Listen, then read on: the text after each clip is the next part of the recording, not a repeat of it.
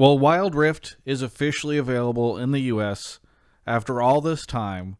Of course, this interview is brought to you by Alienware. I'm joined by design director Brian Feeney, Feral Pony, who I have known for many, many years, and somehow you've tricked them into letting you direct a game. How did you manage to do that?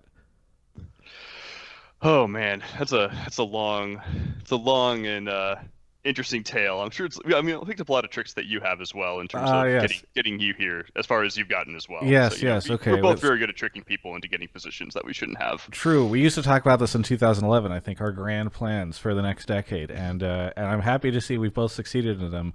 Regardless, let's talk a little bit about the game. So, Yeah. first off, Wild Rift got announced quite some time ago, and I actually kind of feel like in the U.S. there's probably a lot of fans that are even today still not even realizing that the game is out just because there's been so much talk about it. It became available in all these other regions. So what have you thought so far of sort of the availability now in North America and just seeing it Yeah. roll out? Sure. So I mean, we launched in all the Americas this last week actually. So that's North America, Central America, and South America as well on all those platforms. And all of the reception so far has actually been really, really amazing. Thankfully, people who were excited about the game, even if you weren't keeping up on day-to-day news, the pre-registration options are really, really awesome. Just for being able to be informed and sort of jumping into the game. And obviously, I think as we sort of get more, you know, as more people start hearing about the game, we'll obviously get more people picking it up as well. But right now, the reception is, I would say, definitely exceeding our expectations, both in terms of number of players, but also in terms of like how excited and happy players are with the game, which is really, really awesome to hear. Well, so let's take a step in and actually talk about the game then, because one of the reasons I wanted to do this interview is just because I've been enjoying it so much myself. I'm not the type of person who normally enjoys mobile games, and I've actually had multiple friends that are like, I'm like more of a console or PC gamer. I don't really want to try mobile, and then they do try it and they love it. So maybe you can talk a little bit now that the game is out. And it has seen such love from people who don't normally play on mobile platforms about how you went around making a game that like clearly appeals to a large amount of folks who normally are more on the PC or console. Yeah, so I mean, I think that the sentiment that you're expressing is shared with a lot of folks. Like I know myself, I had the same opinion jumping into it. I know a lot of folks that ride as well. Like we're fundamentally at our core DNA, we're a PC gaming company, right? And since then, we've sort of been expanding and evolving as sort of the community and the audience has as well. But I remember I first started on this project, like probably what almost like three plus years ago now. At this point, is like, oh, you really want me to work on like mobile League of Legends? Like that sounds like a really that doesn't sound like a really good, like I don't know how we're gonna make this work, right? And so one of the first things I did with jump on there was to try to basically sit down and try to say with a lot of the core team at the time, we were super small there. At that point was to say, okay, can we prove to ourselves that this is a game that's worth making? And so we spent probably the first 6 to 10 months really ironing out, like, can we get these really cool league plays? Can this feel like League of Legends with just a really small subset of characters, not even a complete map, right? All that kind of stuff. And I think slowly over the course of that, that first 6 to 12 months, we really convinced ourselves first and foremost that this was a game worth making, and this was a game that really like honored and really validated like all the core awesome work that we've done on League PC over the years, and makes something that we're really really happy to play, not as mobile gamers, but just as gamers, right? And that was sort of our bar, and that was always the bar as we pushed throughout the entire development process. What are maybe some of the specific things you can comment on where you're like, oh, we have to nail this, or something that you really thought was like perhaps a difficult implementation, or something that was not feeling like a great way of translating it over, and you guys were able to figure it out. Yeah, so I'd say there's two things there. The first one, probably the most obvious one, is just control schemes, right? Going from a mouse and keyboard to a touchscreen mobile or even a controller, they're all very, very different animals in very different ways, and they have their own unique challenges.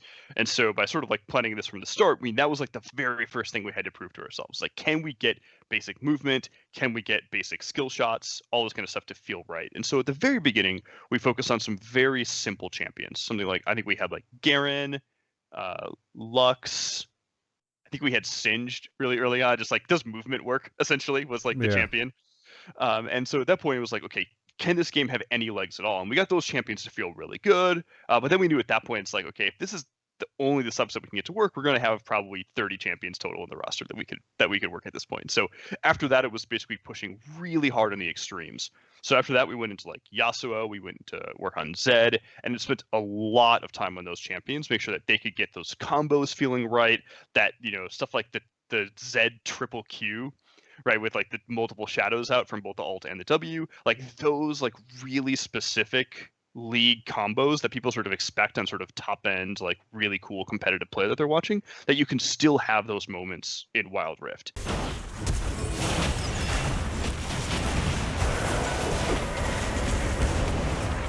And that was sort of like the big turning point for us, where it went from like, okay, this game could work, to like, we think we can really nail this. And once we had sort of those bookends, we knew that we could basically do almost every champion in the game. And then basically it was at that point, it was just choosing what champions we wanted. Yeah.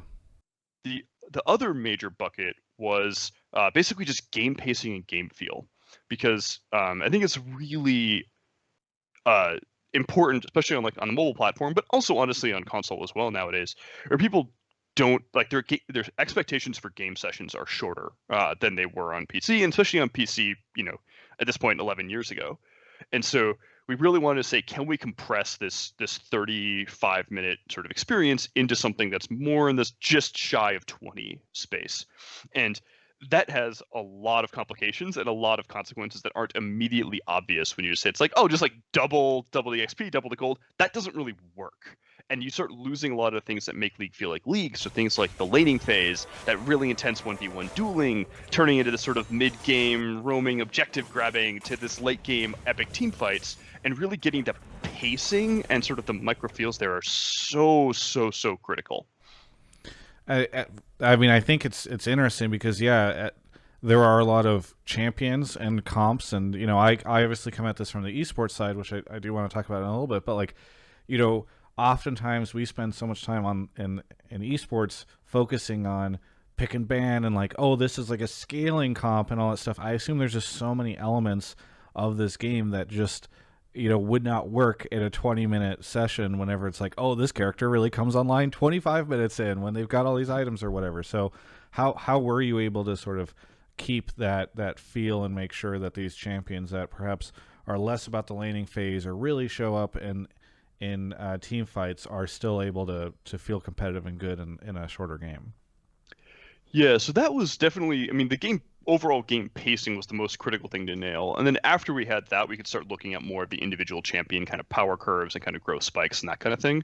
I think for champion power curves especially, it's something that we took it, like we wanted to make sure that we were addressing if possible, but it wasn't like, we weren't being super dogmatic about it. Like we weren't saying we built a thing on the design side called the authenticity hierarchy, which is basically just like a breakdown of like all the game elements, all the champion elements of like what things are like 100% critical that you have to preserve. That would be something like, Vayne better be a marksman, right? She better do most of her damage from auto attacks, all that kind of stuff. And that goes all the way down to like the really minute mechanics and stuff where it's like, hey, this spell has like 25% bonus damage to minions, right? Something like that, where we just kind of like say, we can kind of just like ignore that and just try to focus on what the essence of the character is. And then everything else kind of falls into the middle somewhere. But for someone like, I think Nasus is a really great example here, where he's a character that's defined by his late game scaling, going from that I just kind of sit around and like go back and forth in lane to like I better start one-shotting people with my Q by the 35, or in our case the 20-minute mark.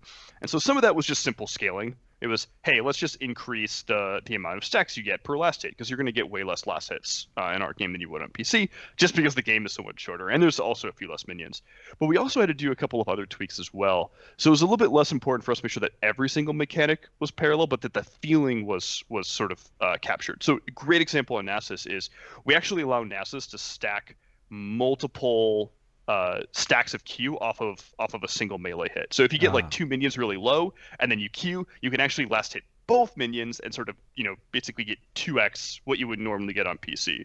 And that's sort of like this fun kind of micro optimization that we thought added actually a lot to Nasus' laning phase for us, but then also lets you really hyper ramp into late game. How much conversation is there between, because I know you came from the League of Legends design team, how much conversation do you guys have with them? Do you go to them and say like, hey, we've got this really cool idea, What do you think about it? Do they say like, oh man, we couldn't implement this in League, but maybe you guys could do something with it in Wild Rift? Or I mean, is it just completely like, a wall between the two of you guys so that you don't, get too distracted by each other's projects? I would say early on in development, there was definitely a wall there, right? And that's also very standard for R&D practices, right? There's my bird, if you can hear her, making little It's whistling quiet. noises. It's mostly okay. We're good. Okay, great. So very early on in R&D process, you do want to make sure the teams are somewhat isolated, right? Because like you're trying to really just prove out does the game work, and a lot less about the like, oh, okay, does my season 2022 Teemo changes do those work in your game? Like that's just like details that you're not really going to be concerned about at that point. Yes. Um, so I think but I think more recently, especially even like the last 2 years or so, we've been working very, very tightly with the League PC team.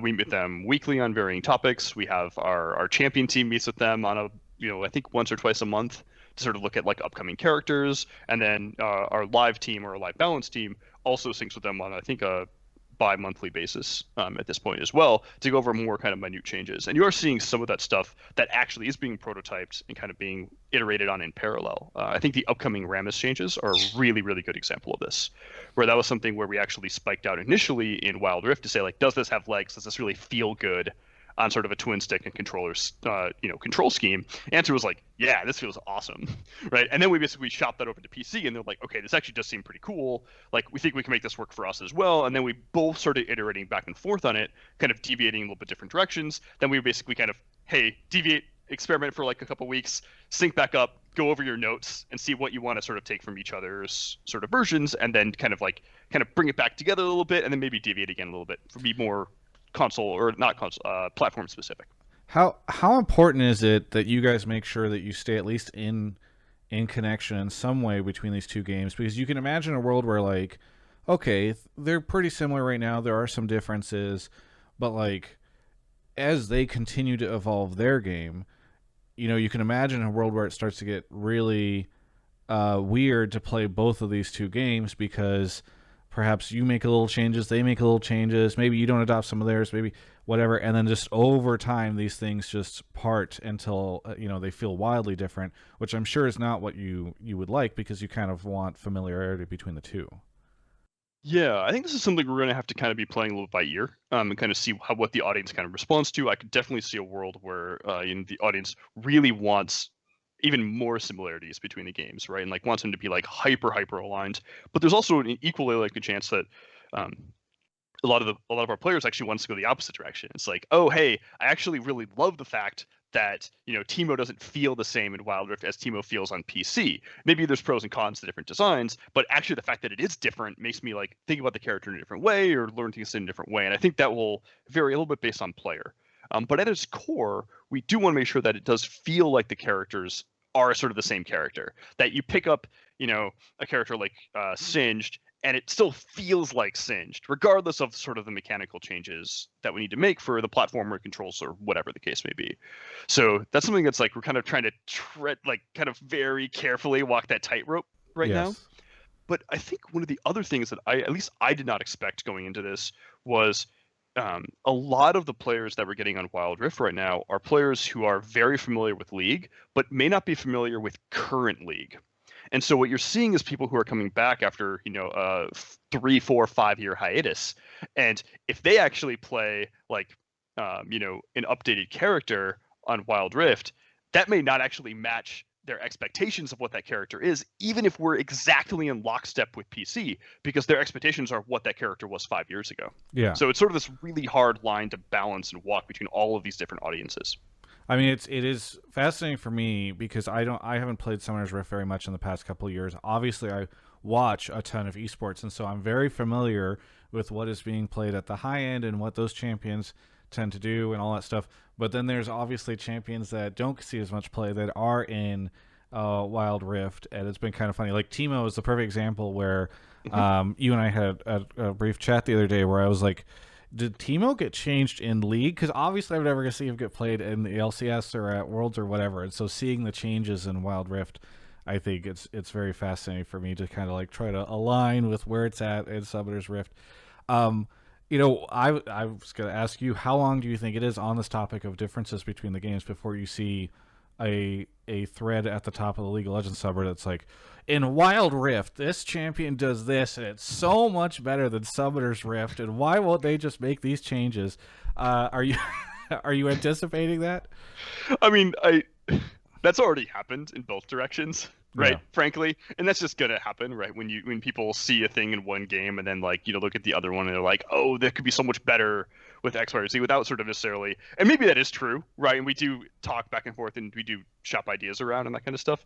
But I think some of it's also just like a little bit of the pasture is always greener on the other side, Yeah. right? Kind of feeling as well. And so anytime there's differences, some people are going to look at those and say those are good. Sometimes they'll look at those and see those are bad. And then sometimes, as you're probably aware, opinions make their way to the top page of top of the subreddits. Well, I'm glad we've had a chance to talk about the design stuff because I know that this is the type of stuff that is perhaps really interesting to a lot of my audience who play League. But obviously, the other thing that they're probably really interested in is the esports side. And I know there is a ton in the U.S. of like just sentiment of like mobile esports. I've Right. even I think tweeting the other day, I tweeted some crazy player who's doing amazing stuff, Yasuo combos on just an iPad. And I said, I wonder if this is what we're going to see on the mobile esports side. And a bunch of people sort of derided that even the comment on seeing something like that. So, one, I'm kind of curious what you and perhaps sort of the broader Wild Rift team think of mobile esports, Wild Rift esports, etc. Is this something that we should expect to see? Obviously, I think we're seeing some of it already in Southeast Asia. So, I mean, what's sort of the general philosophy on esports for the team? Right. So there's a couple components here that I can try to break down. Yep, there she goes. Very, very, very strong opinions on esports from your bird. Indeed. Yes. So, yeah. So from the esports side, sorry, one sec. Hey. You're good. You're good. I'll Okay, leave this great. all in so that people can get that real experience. I mean, this is the work from home life, right? Yes. Yes. So I think from an esports side, there's a couple things. One, I think as we're kind of shifting into, I mean, you're seeing this all across the gaming industry where things are becoming more cross-platform. It's more about sort of the software and the content rather than sort of like what hardware element you're playing on. And I think that trend will continue, if not go pretty crazy over the next probably couple years, if not decade, right? You're going to see those hardware barriers just start to kind of collapse all around us. And I think esports is going to be very similar, right? I think esports right now, obviously, it's very PC focused, but you're already seeing a lot of stuff in console esports. We're already seeing a lot of stuff in mobile esports. I think the sentiment that you're getting, I think I definitely have felt that in a lot of places. I do think bluntly, North America in particular is just really behind. Like mobile esports is already here. It's already a thing, and it already has like a phenomenal and massive excited fan base that really wants and craves that content. And I think one of the things that's sort of holding it back right now is sort of the lack of games that are treating mobile seriously as a platform. And so our idea is, I mean, that was like the first thing for us was basically it's like, oh, it's like mobile League of Legends. Is that going to be fun? Is that going to work? And the answer is like, absolutely, right? Like we can make that work and we can deliver as satisfying experience, like, and really capture those league moments and what makes League of Legends exciting into that platform. And so we're going to see the same stuff in esports as well. So one of the core elements of like why we had to focus so heavily on those really big outplay moments and those things that we call league moments was so that we could support this really top end, like high end awesome play.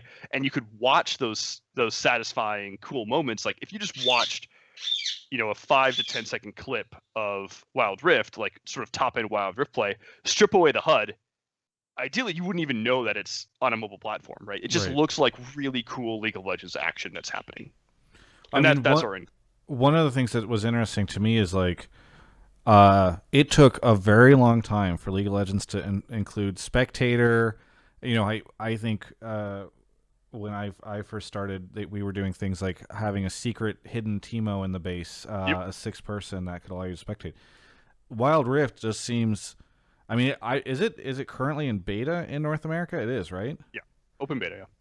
It's just wild because the game seems complete to me, including features that would not normally be in a beta for a game like this. I feel like including spectator replays. Like it was crazy when I went to my profile and it was just like I pressed a button and it was like, "Hey, you want to watch a replay of your most recent match?" I was like, "Whoa!" So, what has sort of been the philosophy in getting those features in so early? Again, this game is only now hitting open beta in the Americas, Mhm. and what really drove a lot of that. So I think a lot of what drove it is sort of like what the current market expectations are, right? Like what is sort of like we often talk about MVP in game development, which is minimum viable product, right? It's like what is sort of the minimum package that you can ship to actually deliver a good experience for players, and I think both good and bad, right? Is that uh, the the minimum bar has just risen a lot, right? Like the fact that you could ship sort of a sixth Teemo and observer mode in spectator, that was actually like really innovative and sort of market breaking at the time back in 2009. That was better than the competition, right? That was like an awesome marquee novel feature. Nowadays that's just not the expectation, right? The expectation is that you have spectator, that you have replays, and you have sort of these baseline things that kind of support like any type of just sort of competitive play or esports scene, right? And so we really thought that like something like spectator mode actually became a requirement as sort of like for a baseline for the product. It wasn't like a nice to have. It was this is actually required for us to deliver a really good experience. Speaking on the philosophy of delivering for esports and even just in designing a game that's balanced around that, I know it was not too long ago that Summoner's Rift came out with the league team came out with their balance philosophy, right? Like, oh, when we see a champion taking off too much at these levels in this range, we're going to do something. When we see it having too much presence in pro play at certain levels, we're going to do something.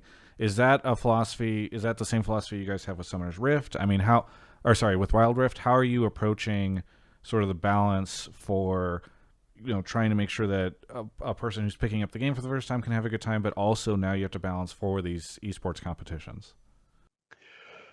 So I would say it's going to be fairly similar. Probably won't be exact. And part of that is I think our scene is just not as mature, right? Like on a sort of a patch to patch cadence, we're going to just see a lot more variance and volatility than you would on something like PC, which has had many years to stabilize at this point. And so when you look at sort of the balance changes that are coming out of on League PC, it only takes a very small change to throw balance completely out of whack because of how finely tuned and honed their balance ecosystem is right now.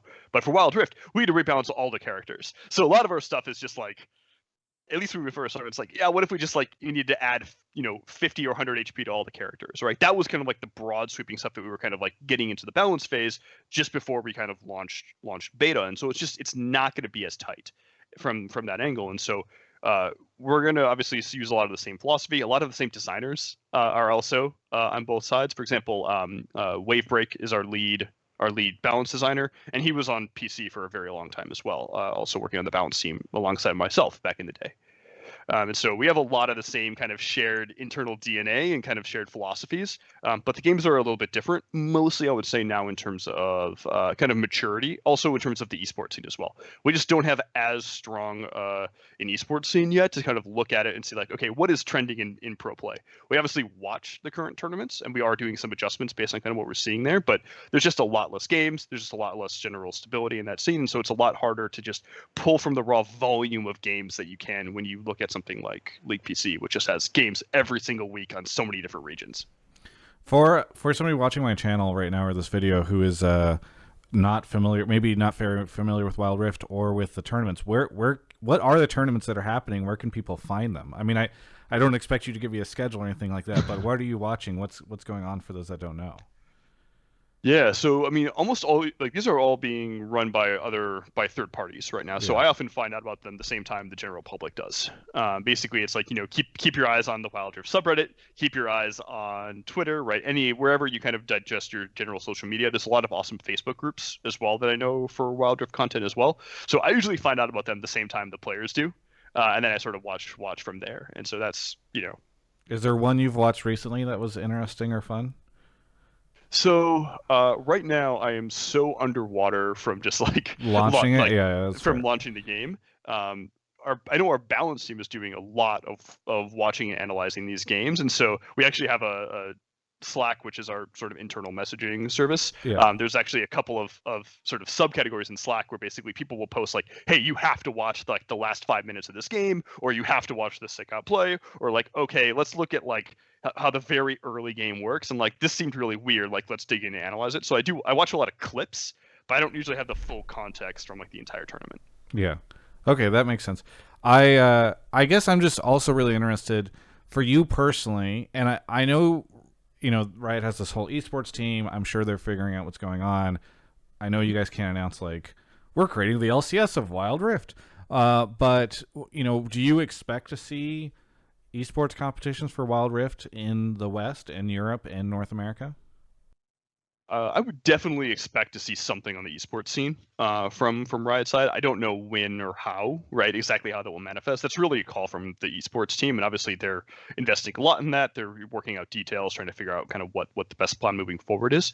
From a game perspective, most of my job and the core dev team's job is to make sure that we have the sort of infrastructure in place to support that scene, like when and how they want to use it. And so that's why it's something like, it's really important for us to have spectator mode, replays, etc. Not necessarily, obviously, it has a lot of value to the everybody, generally speaking. Right. But from that seems like that's a critical thing where esports can't function if they don't have a spectate mode, right? So it's really important for us to basically have that. So then we're not just blocking any sort of future attempts or investments that we want to make there. Very good. Well, I know we've talked a lot about a bunch of different stuff with Wild Rift. I'm really excited to see where the game goes. I'd just like to ask you, especially given all the response that you've seen from people in Americas, et cetera, and I also have a bunch of folks that watch me, I know, from Europe and all over the world.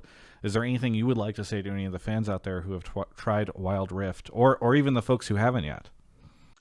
Yeah, so I think for folks who haven't tried Wild Rift yet, I would say definitely give it a shot. Right? It's free. You can just literally go to any of the app stores, download it, give it a try. I think there's a lot of, as you kind of mentioned earlier, there is a lot of stigma against mobile games, especially in certain regions. And I think that's one of those ones where we've invested so much time and effort to really make sure that this is not just a good mobile game, that this is a great game, period. Right, regardless of platform. And so, if you're skeptical, that's actually fantastic. Like, please, like try it, walk in there with that skepticism, and see if we meet your expectations. I think in many cases we have and sort of exceeded players' expectations to that side. So, like, I'm actually really optimistic that if you like MOBAs, you'll love Wild Rift. So just give it a go. It's also, I think, the best version of League to play with your friends and with your other loved ones that may not have either tried League before, or hey, it's just really hard to fit a sort of a sit down at your PC for 30 40 minutes at a time.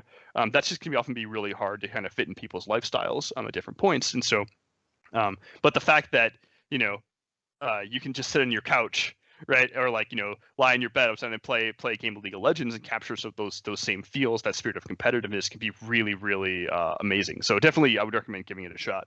For folks who have already tried it and are already on board, just a sincere thank you, right, from both myself and I know the whole Wild Rift team. We've been really, really thrilled and excited by the response we've gotten from folks. We know that obviously it is beta. There's a lot of stuff in there that you kind of mentioned that doesn't sound like your typical beta stuff, right? Like spectator replays, etc. But we also know that there's a lot of things that we still want to get in, right? That we're not done with the beta at this point, right? We know, for example, we're working on the position preference system. We've got bans upcoming after that at some point, right? Like there's a whole lot of other features, systems, content, all that kind of good stuff they want to put in there to really make Wild Rift, if you think Wild Rift is good now, right, like just wait 6-12 months, right, and it'll be phenomenal.